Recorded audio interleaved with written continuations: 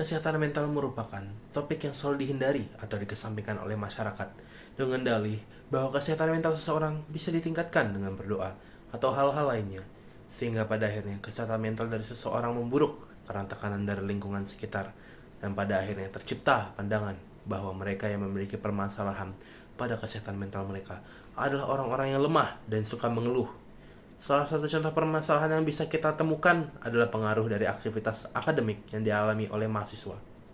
Maka dari itu, kami kelompok 5 dari kelas etik 16 memilih tema pengaruh akademik terhadap kesehatan mental mahasiswa Universitas Erlangga. Kami memilih tema ini dikarenakan kami merasa bahwa topik kesehatan mental sangatlah penting dan selalu melekat pada mahasiswa, terutama bagi mahasiswa Universitas Erlangga. Yaitu ada tujuan. Yang pertama adalah untuk mengetahui bagaimana kondisi kesehatan mental mahasiswa Universitas Erlangga. Yang kedua, untuk mengetahui tingkat stres yang dialami mahasiswa Universitas Erlangga. Yang ketiga, melatih kemampuan komunikasi digital.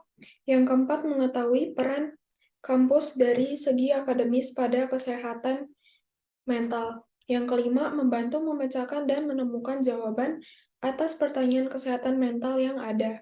Di sini saya akan menjelaskan tentang metode penelitian yang akan kami gunakan. Yang pertama adalah jenis penelitian. Kami memilih jenis penelitian berupa kuesioner. Kuesioner yang akan kami buat yaitu responden bisa memilih dari rentang 1 sampai 4 dengan 1 sebagai sangat tidak sesuai, 2 sebagai tidak sesuai, 3 sebagai sesuai, dan 4 sebagai sangat sesuai. Yang kedua, saya akan menjelaskan tentang tempat dan waktu. Tempat yang akan kami gunakan adalah secara online, yaitu lewat link Gform yang akan kami bagikan.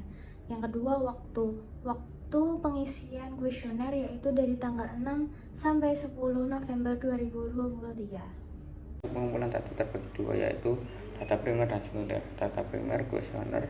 Menurut kuesioner adalah wawancara terstruktur dengan responden membaca dan menandai jawabannya di kertas atau di platform yang disediakan.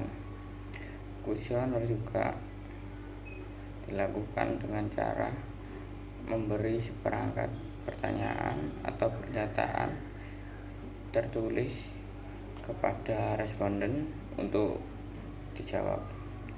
Kuesioner merupakan teknik pengumpulan data yang efisien bila peneliti tahu dengan pasti variabel yang akan diukur dan tahu apa yang bisa diharapkan dari responden.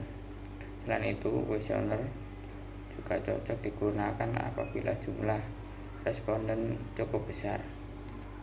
Data sekunder, dokumentasi. Menurut Sugiono, dokumentasi merupakan catatan peristiwa yang sudah berlalu. Dokumentasi bisa berbentuk tulisan, gambar, karya-karya monumental dari seseorang. Studi dokumentasi merupakan suatu teknik pengumpulan data dengan cara mempelajari dokumen untuk mendapatkan data atau informasi yang berhubungan dengan masalah yang diteliti. Digunakan untuk menggambarkan kondisi lapangan yang membantu peneliti untuk menambah kejelasan penelitian. Dokumentasi digunakan sebagai data yang mendorong untuk menghasilkan data pada penelitian ini. Dokumentasi yang digunakan untuk berupa foto. Referensi penggunaan data pada penelitian ini adalah dengan kuesioner kepada beberapa mahasiswa Universitas Erlangga, lalu dilanjutkan dengan dokumentasi sebagai pelengkap kuesioner. Alur pengumpulan data pada penelitian ini adalah sebagai berikut. Yang pertama, peneliti memberikan penjelasan sebelum persetujuan atau PSP kepada calon subjek.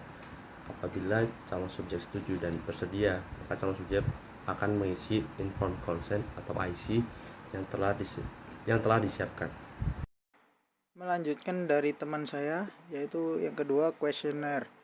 Peneliti yang akan melakukan penelitian yang memberikan kuesioner kepada subjek terkait pelayanan yang ada di Universitas Erlangga. Dokumen kegiatan kuesioner tersebut tersimpan oleh peneliti. Dan yang ketiga, analisis. Peneliti melanjutkan penelitian dengan melakukan analisis hasil kuesioner kesehatan mental mahasiswa Universitas Erlangga dan melakukan dokumentasi. selanjutnya adalah kuesioner. Seperti yang dijelaskan sebelumnya, bahwa kelompok kami memilih jenis pengumpulan data dengan metode kuesioner. Nah, kuesioner ini akan diberikan kepada responden melalui Google Form yang berisi sebanyak 22 soal dengan tingkatan jawaban 1-4 dengan keterangan 1 sangat tidak sesuai, 2 tidak sesuai, 3 sesuai, dan 4 sangat sesuai. Contohnya, pada kuesioner nomor 1, pertanyaannya merasa berada di titik terendah. Nah, di sini responden bisa memilih apakah keadaan itu sesuai dengan kondisinya saat ini. Jika sesuai, maka responden bisa memilih pada opsi 3, dan jika responden merasa sangat tidak sesuai, maka responden bisa memilih pada opsi 1.